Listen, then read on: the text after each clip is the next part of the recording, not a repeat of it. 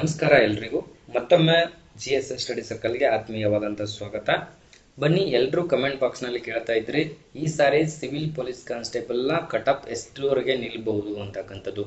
ಒಂದು ನಮ್ಮ ಅಂದಾಜಿನ ಪ್ರಕಾರ ಮಿನಿಮಮ್ 7ರಿಂದ ಒಂದು 10 ವರ್ಷದ ಹಿಂದಿನ ಸ್ಪರ್ಧಾತ್ಮಕ ಪರೀಕ್ಷೆಗಳ ಒಂದು ಕಟಪ್ ಲಿಸ್ಟ್ಗಳನ್ನು ನೋಡ್ತಾ ಹೋದಾಕಾರ ಈ ವರ್ಷ ಎಷ್ಟು ನಿಲ್ಬಹುದು ಅಂತಕ್ಕಂಥದ್ದು ಅಂದಾಜಿನ ಪ್ರಕಾರ 2 ಸರ್ವೆಯನ್ನ ಮಾಡಿದ್ವಿ. ಇಷ್ಟರಲ್ಲೇ ನಿಲ್ಬೇಕು ಅಂತಕ್ಕಂಥದ್ದು ನಮ್ಮ ವಾದ ಆಗ್ಯದ. ಅದಕ್ಕೋಸ್ಕರ ಕೊನೆವರೆಗೆ ನೋಡಿ ಅಂತಕ್ಕಂಥದ್ದು. 2024 ಸಿವಿಲ್ ಪೊಲೀಸ್ ಕಾನ್ಸ್ಟೇಬಲ್ನ ಒಂದು ಕಟಪ್ ಮಾರ್ಕ್ ಎಷ್ಟು ನಿಲ್ಬಹುದು ಅಂತಕ್ಕಂಥದ್ದು ನೋಡೋಣ. ಮೊದಲನೇದಾಗಿ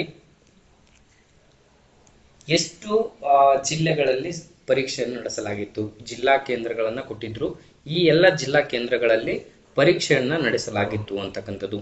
ಮೊದಲನೇದಾಗಿ ಬೆಂಗಳೂರು, ಉಡುಪಿ, ಮಂಗಳೂರು, ಕೊಪ್ಪಳ, ಗದಗ, ಯಾದಗಿರಿ, ಹಾಸನ, ಬೆಂಗಳೂರು, ವಿಜಯಪುರ, ಬೆಳಗಾವಿ, ಚಿಕ್ಕಮಗಳೂರು, ಮೈಸೂರು, ರಾಮನಗರ, ಕೋಲಾರ, ರೈಲ್ವೇಸ್ ಅಂತೇಳಿ ಹೀಗೆ ಸುಮಾರು 15 ಪರೀಕ್ಷಾ ಕೇಂದ್ರಗಳನ್ನ ಅಂದ್ರೆ ಪರೀಕ್ಷಾ ಜಿಲ್ಲಾ ಕೇಂದ್ರಗಳನ್ನ ವಿಂಗಡಣೆ ಮಾಡಲಾಗಿತ್ತು. ಸುಮಾರು ಹಲವಾರು ಲಕ್ಷ ಜನರು ಪರೀಕ್ಷೆನ ಅಟೆಂಡ್ ಮಾಡಿದ್ದಾರೆ, ಕೆಲವೊಬ್ರು ಆಬ್ಸೆಂಟ್ ಆಗಿರ್ತಾರೆ. ಅದೆಲ್ಲವೂ ಬೇಡ. ಇವಾಗ ಈ ವರ್ಷಕ್ಕೆ ಹಿಂದಿನ ವರ್ಷಗಳಿಗೆ ಕಂಪ್ಯಾರಿಸನ್ ಮಾಡಿದ್ರೆ ಈ ವರ್ಷ ಎಷ್ಟು ನಿಲ್ಬಹುದು ಅಂತಕ್ಕಂಥದ್ದು ನೋಡೋಣ. ಮೊದಲನೇದಾಗಿ ಪುರುಷ ಮತ್ತು ಮಹಿಳೆಯರಿಗೆ ಸಂಬಂಧಪಟ್ಟಂತೆ, ಅದೇ ರೀತಿ ಇನ್ನೊಂದು ವರ್ಗ ತೃತೀಯ ಲಿಂಗಿಗಳಿಗೂ ಕೂಡ ಒಂದು ಅವಕಾಶ ಇದೆ ಸಿವಿಲ್ ಪೊಲೀಸ್ ಕಾನ್ಸ್ಟೇಬಲ್ ನಲ್ಲಿ. ಹಾಗೆ ನಾವು ಕಂಪ್ಯಾರಿಸನ್ ಮಾಡೋದಾದ್ರೆ ಒಂದು 5 ವರ್ಷದ್ದು ಹಿಂದೆ ನಡೆದಿರ್ತಕ್ಕಂಥ ಪರೀಕ್ಷೆಗಳನ್ನು ನೋಡೋದಾದ್ರೆ ಪುರುಷರಿಗೆ ಎಷ್ಟು ನಿಲ್ಬಹುದು ಅಂದ್ರೆ 75ರಿಂದ 79 ಅಂತಕ್ಕಂಥದ್ದು ನೋಡ್ತಾ ಹೋಗ್ತೀವಿ. ಅದೇ ರೀತಿ ಮಹಿಳೆಯರಿಗೆ ಕಟಪ್ ಎಷ್ಟು ನಿಲ್ಬಹುದು ಅಂದ್ರೆ 55ರಿಂದ 64 ಮಾರ್ಕ್ಸ್ಗೆ ಎಷ್ಟು ನಿಲ್ಬಹುದು ಮಹಿಳೆಯರಿಗೆ ಅಂತಕ್ಕಂಥದ್ದು.